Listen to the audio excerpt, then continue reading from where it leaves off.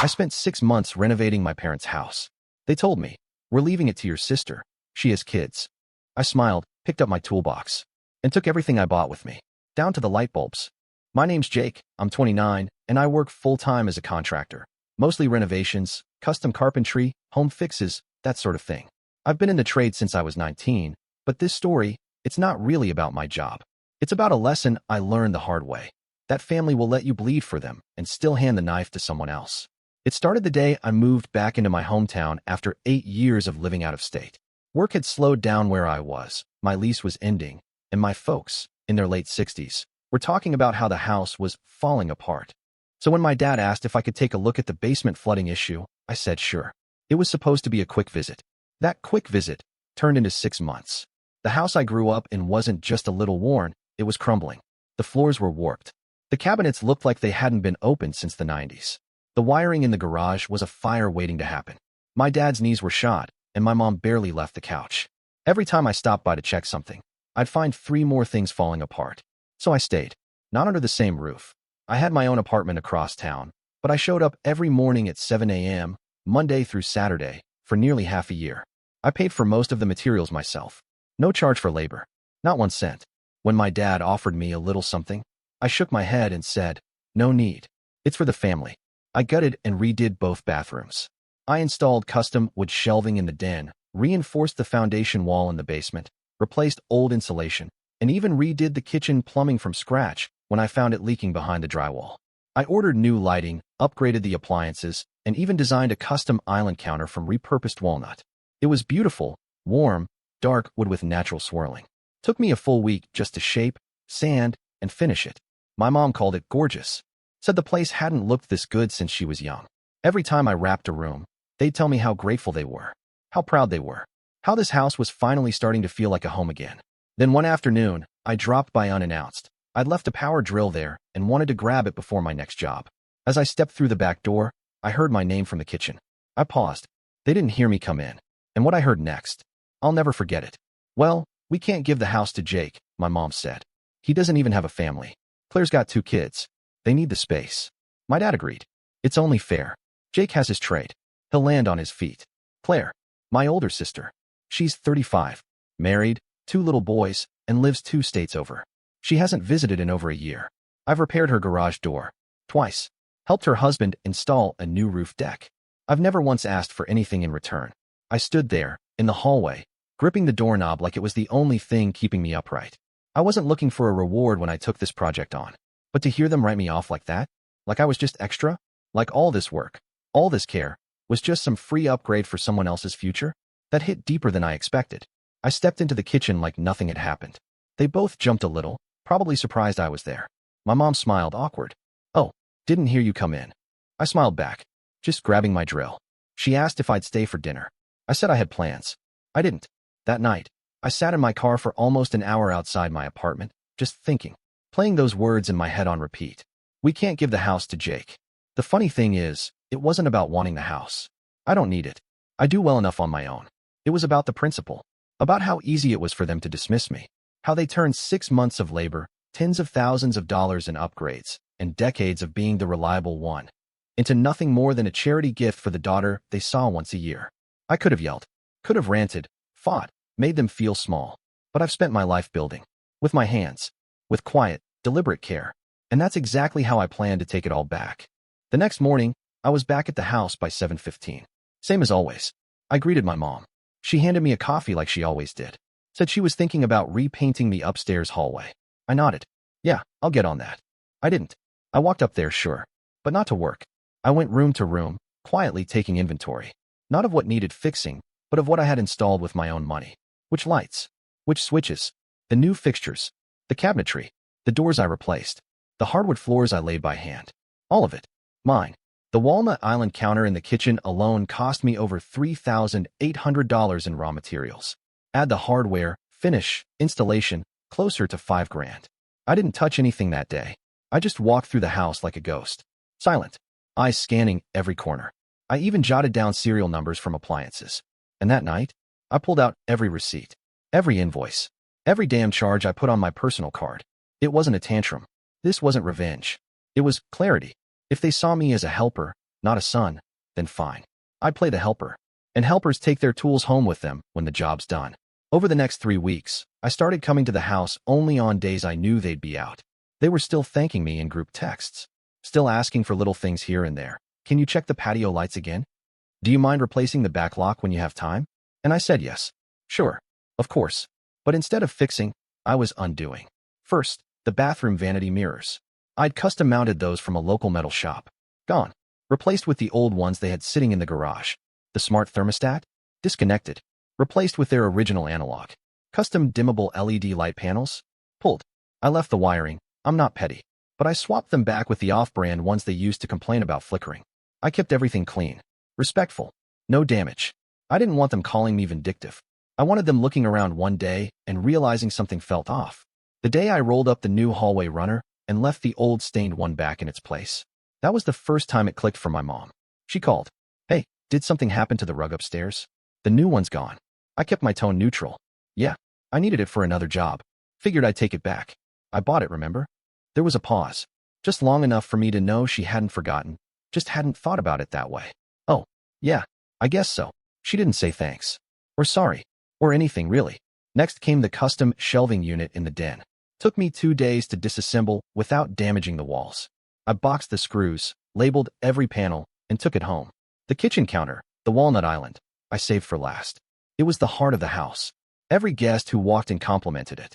My mom called it the centerpiece. My dad bragged to his friends that my son made this with his own hands. But they never saw it as mine. Not really. Just another thing Jake did.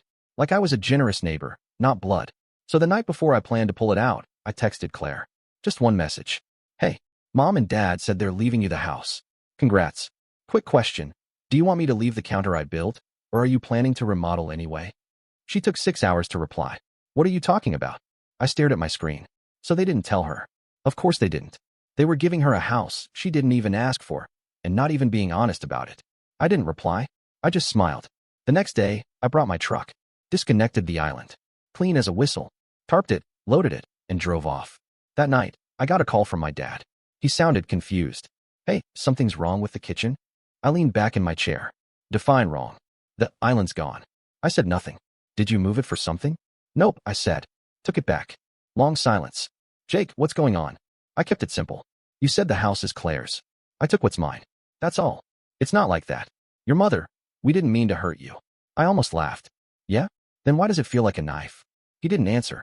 That's the thing about people who think you'll always be around. They don't believe you'll ever walk away. I didn't raise my voice. Didn't insult them. Didn't slam a door. I just took back my work. And there was still more to reclaim. The day after I removed the island, I got a string of texts from my mom. Jake, this isn't funny. What are we supposed to eat on? I don't understand why you're doing this. I didn't answer any of them. I didn't need to. My work had already spoken louder than any response could. A few days passed. They must have assumed I'd made my point. But I hadn't even started. Next on my list was the upstairs bathroom. The rain-style shower head, gone. The brushed nickel fixtures, pulled and wrapped. Replaced with the rusty ones I'd yanked out 6 months earlier. I'd kept them in a bin in my truck, half on instinct. I even took the cabinet knobs, all custom-milled black walnut to match the island. Not a single screw out of place. I patched every hole, sanded every edge. I wanted them confused, not damaged. I wanted them to walk into a room and just feel like something was missing. Because that's how I'd felt for weeks now. Invisible. Replaceable. Ignored. I gave them 6 months of my time, my back, my wallet. And in return, they handed the keys to someone who didn't even know the locks had been changed. Claire called again. This time, she was pissed. What the hell are you doing? No, hi. No, how are you? You're embarrassing them. I kept my voice flat. Did they tell you how much I spent? They said you were helping. Helping, I repeated. Right. It's their house, Jake. And it's my work. She tried to guilt me. Said the boys were excited to visit Grandma's new place this summer.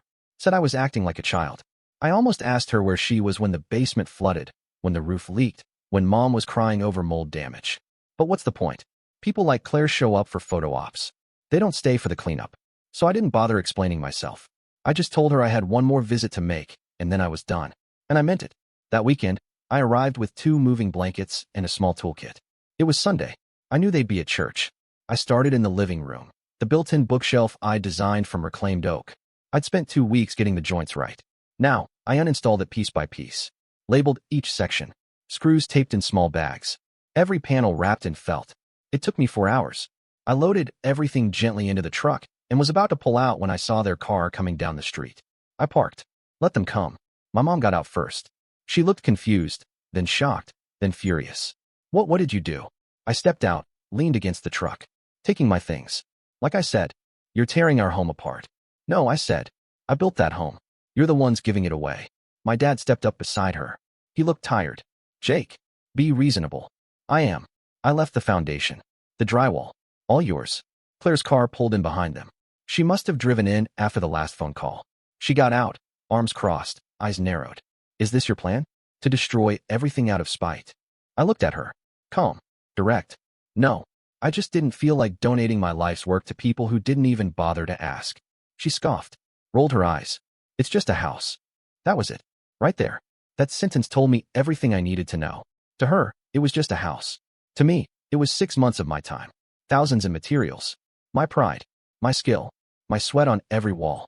I didn't respond. I didn't need to. I just got in the truck, put it in reverse, and drove off. Behind me, I saw Claire standing with her mouth open. My mom looked like she'd seen a ghost. My dad didn't say a word. Let them stand in that half-finished house and figure it out. Let them walk through those echoing halls and wonder where it all went. Because from now on, they were on their own. It didn't take long. The next morning, I woke up to a flurry of missed calls and text messages. Mostly from my mom, a few from Claire, and one from my dad, which, honestly, said more by not saying much at all. But the one that stood out? You've made your point, Jake. Please stop. Made my point. They thought this was a message? No, this wasn't a tantrum. This was a correction. That night, I emailed them. Not a rant. Not an essay. Just a neat, organized spreadsheet with dates, itemized receipts, photos, and categories. Total spent $13,388.75. At the bottom, I included a note. Labor, 6 months, full-time. No charge.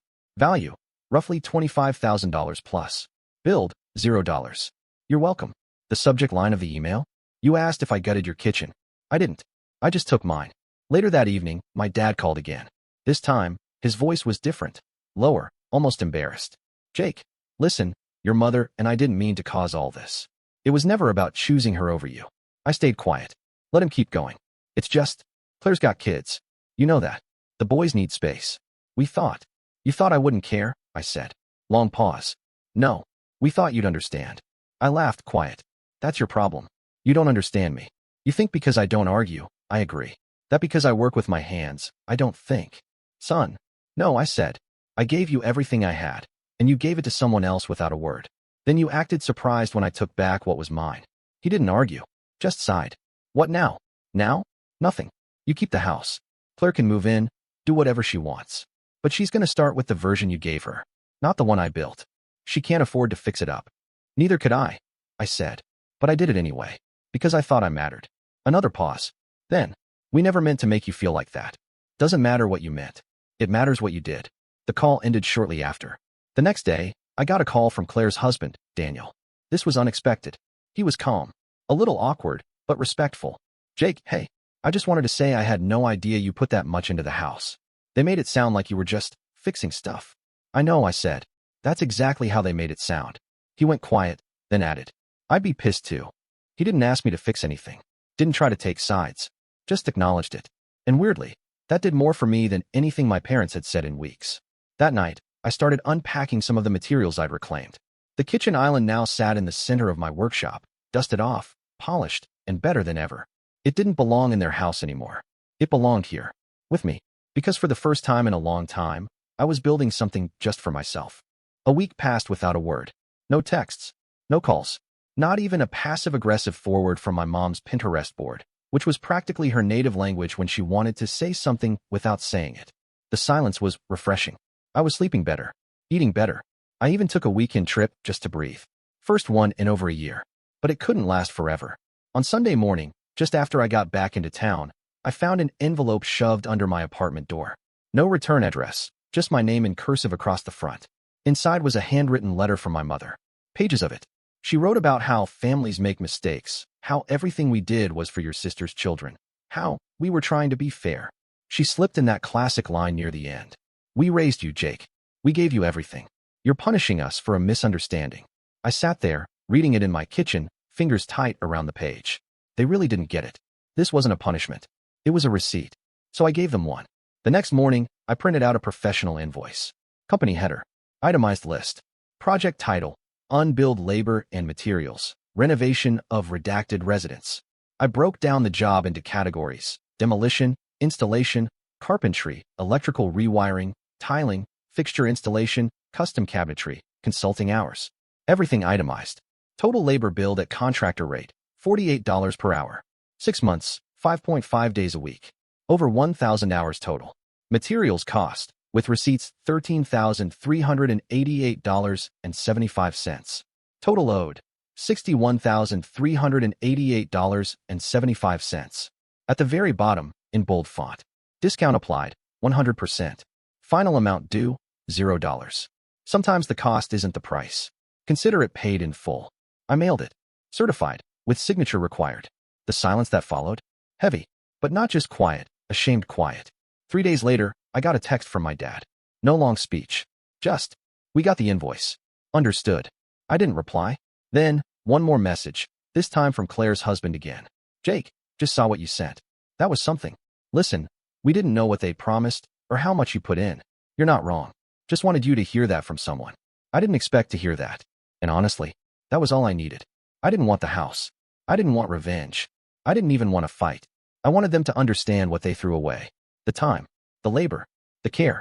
They traded it for an inheritance handshake and assumed I'd just smile and nod. But I didn't burn the house down. I just took me out of it. And it turns out, that was more than they ever realized. 3 months later, I finished building something I'd been dreaming about since I was 20. Not a house, not a room, a workshop. My workshop, with real space, real tools, custom counters, reinforced flooring for heavy equipment.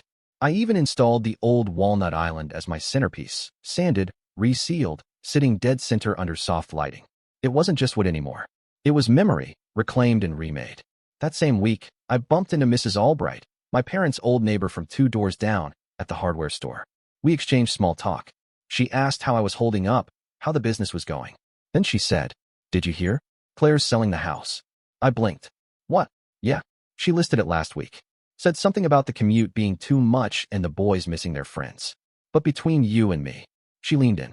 I think she just didn't want to pay to fix it. I thanked her. Didn't ask more. But I didn't need to. The story wrote itself. The house, once their legacy, had turned into an inconvenience. No upgrades. No warmth. Just empty promises and half-done rooms. Claire didn't want to rebuild. She didn't even know how. I'd left her the bare bones, not out of spite, but out of fairness. I didn't strip the plumbing or ruin the structure. I didn't sabotage a thing. I just took my fingerprints off it. And without those, the house was just drywall and roof tiles. No pride. No effort. No meaning. That night, I got a final message from my dad. "We're sorry for how we handled things. We know it's too late. Just wanted you to know that we see it now. Hope you're well." No manipulation. No excuses. I didn't reply. Not because I was angry, but because I was finished. The version of me that would have dropped everything to fix things, to earn their praise, to chase a seat at their table. That version doesn't live here anymore. He packed his tools, took his wood, and left the building. These days, I work out of my new shop full-time. I have clients lined up 3 months out, 2 apprentices under me, and enough space to finally breathe. Sometimes I'll sit at the island after closing hours, a mug of coffee in hand, sanding out a new project late into the night. The grain in the wood always catches the light the same way. Just enough shimmer to remind me of what I gave and what I took back. They tried to give my legacy to someone else, but they didn't realize.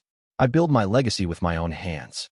Not on a deed, not in a will, and definitely not in a house that forgot who built it. And that's the story. If you're still here, that means you're one of us. So go ahead, hit that subscribe button. I drop new chaos every single day, and trust me, tomorrow's story, it's even worse than this one.